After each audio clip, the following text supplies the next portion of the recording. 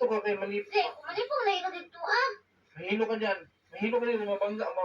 Di ba? Hindi lagi po makaya. Maayari ka to. Tingin siya tao? Sino maganda sa kanilang dalawa? Sino maganda sa kanilang dalawa? Mar. Sino mas maganda? Ito. Si? Wala. Sino siya mo? Wala. Si Twinnie, si Twinkle. Si Twinnie, si Twinkle. Okay, good evening. I-share ko sa inyo ang nasubaybayan ko dito sa Eyewitness at saka doon sa Kindred TV, no? Kung saan itong Eyewitness na finiture kinover ni Atong Aurelio ay yung isang mag-ina na yung anak niyang dalawang lalaki ay nasiraan ng bait, ano? So 11 years nang nakakulong sa maliit na pwesto, no? Doon dumi-dumi, doon kumakain. So matanda na ang nanay nila, yun ang nag-alaga. Tingin siya tao? Sino maganda sa kanilang dalawa? Sino maganda sa kanilang dalawa? Mar. Sino mas maganda? Ito. Si? Wala. Sino siya mo? Wala. Si Twinnie, si Twinkle. Si Twinnie, si Twinkle. The maintenance those, lahat libre ibigay namin.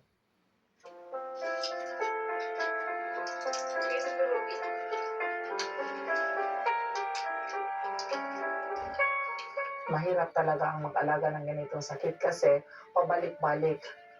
Tingin siya tao? Sino maganda sa kanilang dalawa? Sino maganda sa kanilang dalawa? Mar. Sino mas maganda? Ito. Si? Wala. Sino siya mo? Wala. Si Twinnie, si Twinkle. Si Twinnie, si Twinkle. The maintenance those, lahat libre ibigay namin.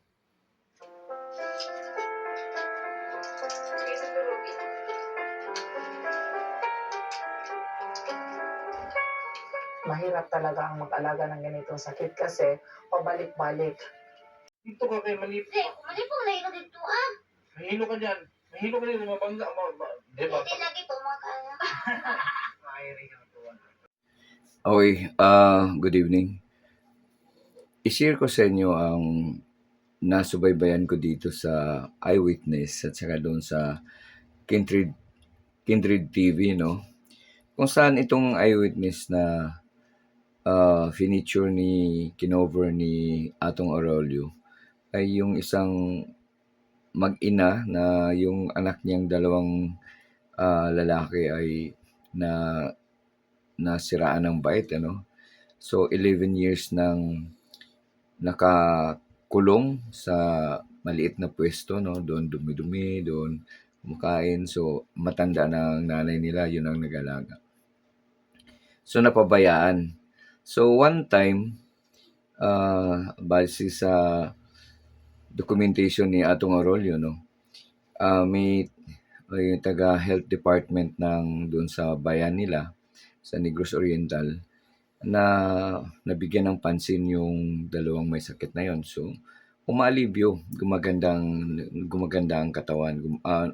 Pero parang hindi na naka-recover pero hindi na naka-recover. Dalawang magkapatid yon. So yung panganay, hindi na naka-recover, no? So parang namatay siya. Pero yung isang mas bata, makita ninyo sa isi-share ko na naka-recover na, no? Siya nang tinutulak na niya sa wheelchair yung nanay niya. So madaling salita na okay.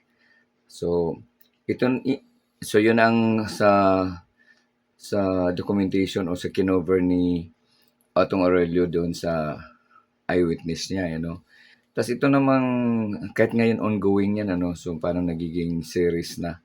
So itong si Kindred TV, So ang mga tinutulungan niya sa nasubaybayan ko, yung mga nawalan ng isip, hindi maganda, yung parang nasiraan, nakakadina sa ilalim ng bahay, nakakadina sa yung kinulong na nakakadina kasi nga nakakapanakit na o kaya lalayo. Pero nung naalagaan ni Kindred, no, pina-check up, binigyan ng maintenance na gamot. Ngayon okay na. So ang punto ko, marami sa ating mga kababayan pala na kung masubaybayan lang, kung maalagaan lang ng ating gobyerno, no, sa through yung health center ng mga saang lugar sila, ito ay mabigyan pa ng lunas, share ko sa inyo.